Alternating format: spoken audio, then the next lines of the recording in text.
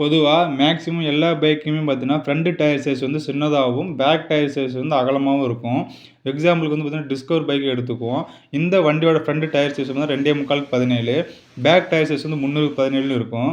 இதுவே பேஷன் ப்ரோவா இருந்தா, front tyre size வந்து 2.25க்கு 18 இருக்கும். பேக் டயர் சைஸ் வந்து 300க்கு 18 இருக்கும். இந்த மாரி பைக் வந்து பார்த்தீங்கன்னா, ஃப்ரண்ட் டயர் வந்து பேக்குக்கும், பேக் டயர் வந்து ஃப்ரண்ட்டுக்கும் மாத்தி போட வாய்ப்பில்ல. ஆனா, ஸ்ப்ளெண்டருக்கு வந்து ஃப்ரண்ட் டயர் சைஸும், பேக் டயர் சைஸும் ஒண்ணு தான்.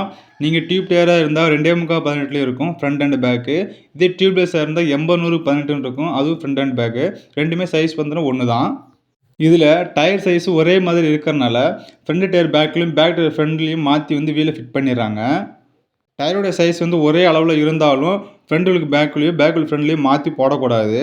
பேக் வீலுக்கு யூஸ் பண்ண டயர விட, ஃப்ரண்ட் வீலுக்கு யூஸ் பண்ண டயர் வந்து பார்த்தீங்கன்னா, லோடிங் கெப்பாசிட்டி வந்து கொஞ்சம் கம்மியாவே இருக்கும். கொஞ்சம் வெயிட்லெஸ்ஸா கூட இருக்கும். அதனால வந்து டயர் வந்து மாத்தி போடக்கூடாது. இதில ஃப்ரண்ட் டயர் எது, பேக் டயர் எதுன்னு நம்ம எப்படின்னு தெரிஞ்சுக்கலாம். நம்ம இந்த வீடியோல இருக்கிற 2 டயருமே எம்ஆர் பிராண்ட் டயர் தான். இது வந்து 2மே சேம் சைஸ் 80, 100, 18 டயர் சைஸ் தான். டயரோட சைடுல வந்து பார்த்தீங்கன்னா, டயர் சைஸ் இருக்கும். என்ன பிராண்டுன்னு இருக்கும். அதேபோல டயர் பேட்டர்னுக்கான மாடல் நேம் இருக்கும். உதாரணத்துக்கு நைலோ குரூப், ஜேப்பர், எஃப்எஸ்ங்கிற மாடல் இருக்குன்னா, இதில இது எஃப்ங்கிறது ஃப்ரண்ட் வீல் அப்படிங்கிறத மென்ஷன் பண்ணிக்கலாம். மேக்ஸிமம் இந்த எஃப்ங்கிற வார்த்தை எங்கெல்லாம் மென்ஷன் பண்ணியிருப்பாங்களோ, அதெல்லாம் பார்த்தீங்கன்னா ஃப்ரண்ட் வீல்னு நம்ம கன்சிடர் பண்ணிக்கலாம். அடுத்து டயர் சைடுல வந்து பார்த்தீங்கன்னா, ஃப்ரண்ட் ஃபிட்மெண்ட் அப்படிங்கிறது டயர் சைடுல வந்து மென்ஷன் பண்ணியிருப்பாங்க. இது மூலமும் நம்ம தெரிஞ்சுக்கலாம். அடுத்து டயரோட சென்டர்ல வந்து பார்த்தீங்கன்னா, க்ரூவ் லைன் குடுத்துருப்பாங்க. இது மூலமா தெரிஞ்சுக்கலாம். இந்த மாரி லைன் இருந்தா அது வந்து ஃப்ரண்ட் டைப் எடுத்துக்கலாம். இதே பாருங்க பேக் வந்து பார்த்தீங்கன்னா, லைன் டைப் இருக்காது.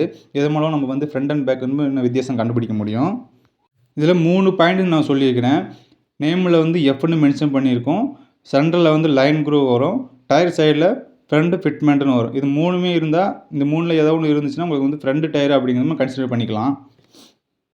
கமெண்ட் பண்ணும்போது சேனல் வந்து சப்ஸ்கிரைப் பண்ணிட்டு கமெண்ட் பண்ணுங்க. அப்பதான் நீங்க கமெண்ட் பண்ணும்போது அது எனக்கு நோட்டிஃபிகேஷன்ல வரும். இல்லன்னா வந்து அந்த கமெண்ட் வந்து நான் மிஸ் பண்ணிருவேன்.